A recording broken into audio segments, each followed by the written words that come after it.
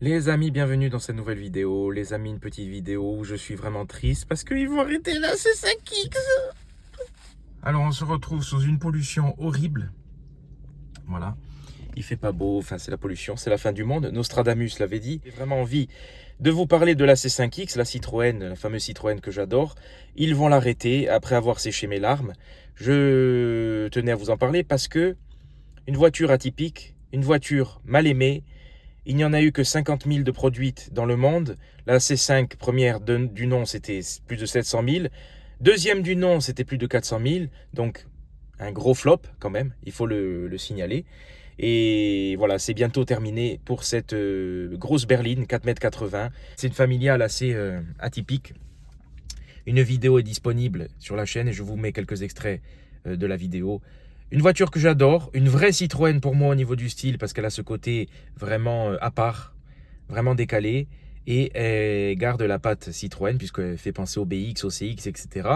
Alors même ceux qui ne l'aiment pas confirment le confort et l'habitabilité incroyable de cette voiture, dédicace à Thomas qui déteste cette voiture, mais en tout cas elle est confortable, agréable, voilà, et il y a énormément de place à l'intérieur pour le coup, et puis ça fait plaisir parce que c'est pas un SUV.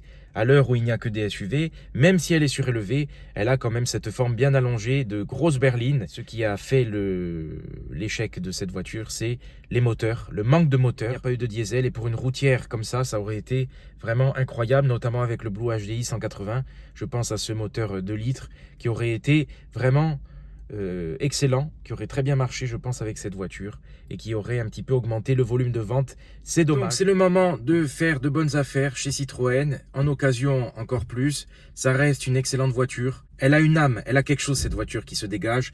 Elle a son propre style, elle est décalée. On aime ou on n'aime pas. Est-ce que ce sera un succès en Youngtimer comme l'est désormais la C6? Je ne sais pas, on verra. En tout cas, la C6 était vraiment haut de gamme, quand même, beaucoup plus haut de gamme que la C5X. Ça n'a rien à voir, vraiment ça n'a rien à voir. C'est deux voitures très différentes, même si elles ont cette ligne assez proche. En tout cas, ça prouve la simplification de la gamme Citroën, puisqu'il y a la nouvelle C3 qui arrive, le nouveau C3 Aircross qui arrive également. Ils affirment leur côté low cost, et pourtant on n'est pas vraiment sur du low cost. Je vous ferai des vidéos sur la C3 à venir pour vous montrer qu'il y a quand même un côté assez haut de gamme au niveau du confort et ça ne démord pas à la patte Citroën. Donc le confort n'est pas mis de côté parce qu'on affirme être low cost. Bien au contraire, on conserve justement un côté confort et assez huppé avec un joli style. Donc simplification de la gamme, simplification des finitions également, et c'était déjà le cas pour la C5X, puisqu'il n'y a que deux finitions, je crois U et Max, ou une autre finition également, je vous mettrai les noms, mais on simplifie tout. Voilà. À l'heure où il y a la polémique au niveau des airbags, Citroën est à un tournant, Citroën est vraiment dans la bourrasque, et ça me fait rire parce que les airbags, on parle surtout de Citroën, mais il y a d'autres marques qui ont été touchées, et on ne fait pas de vague. On fait la vague chez Citroën au moment où justement on sort la nouvelle C3.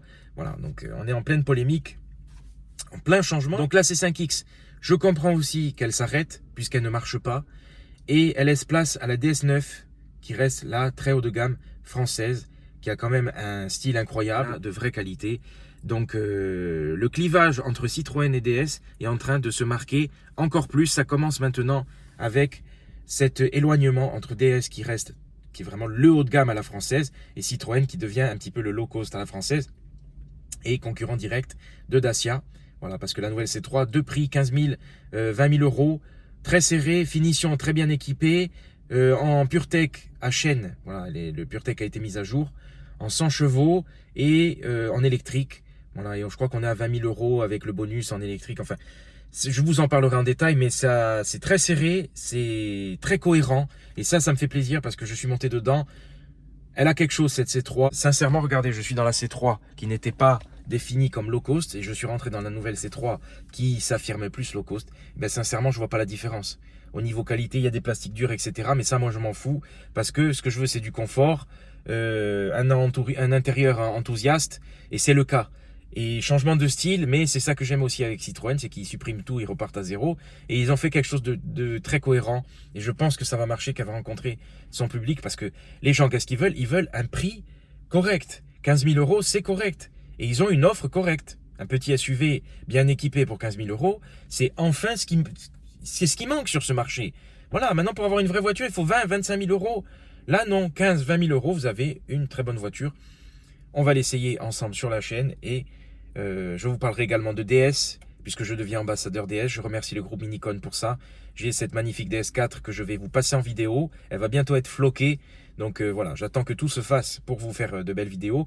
Et je vous parlerai également de la 208 GTI que j'ai achetée. Voilà, ça aussi, il faut que je vous en parle. J'ai pas trop eu le temps avec le boulot. Pour ceux qui ne le savent pas, je suis infirmier libéral. Je vous fais les vidéos en plus. C'est un vrai plaisir pour moi, mais c'est difficile de trouver le temps. Donc, il y a plein de choses à venir. Et le rassemblement également cet été. Voilà, j'ai pas oublié, vous inquiétez pas, je vous en parle quand c'est concret. Il y aura un rassemblement sûrement fin juillet ou début août. Donc voilà, je vous tiens au courant les amis, restez connectés sur Insta. Donc là, la C5X, c'est pareil, il faut l'essayer pour comprendre parce que une habitabilité comme ça, un confort à ce niveau, c'est incroyable, vraiment.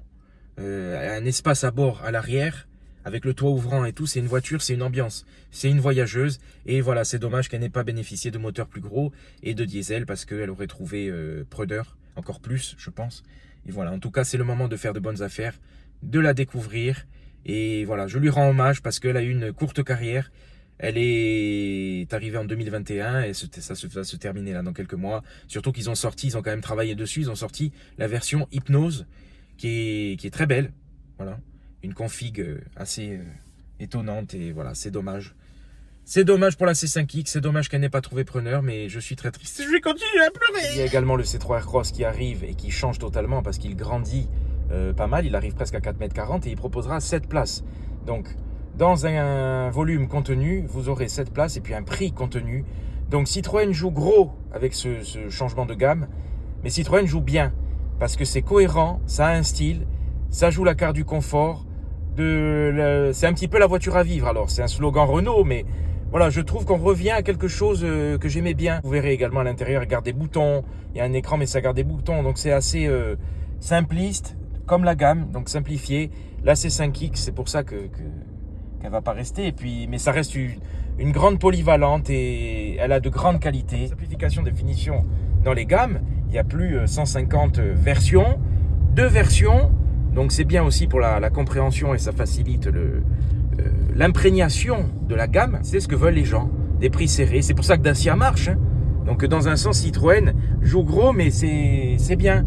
Je trouve que c'est bien fait, ça part bien. Il y a une bonne image, ça fonctionne bien.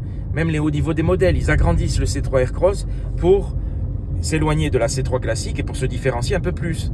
Parce que là, au niveau du style, ils sont très différents. Ça fait un peu copier-coller petit modèle et grand modèle.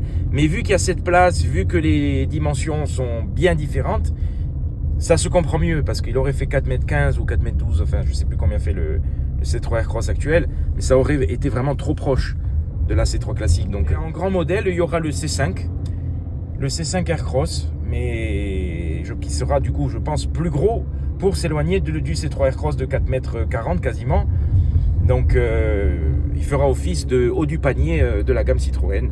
Et la C5X, berline qui disparaît. Ils n'ont pas essayé, ceux qui ne sont pas citroënistes ne peuvent pas craquer comme moi face à ce modèle.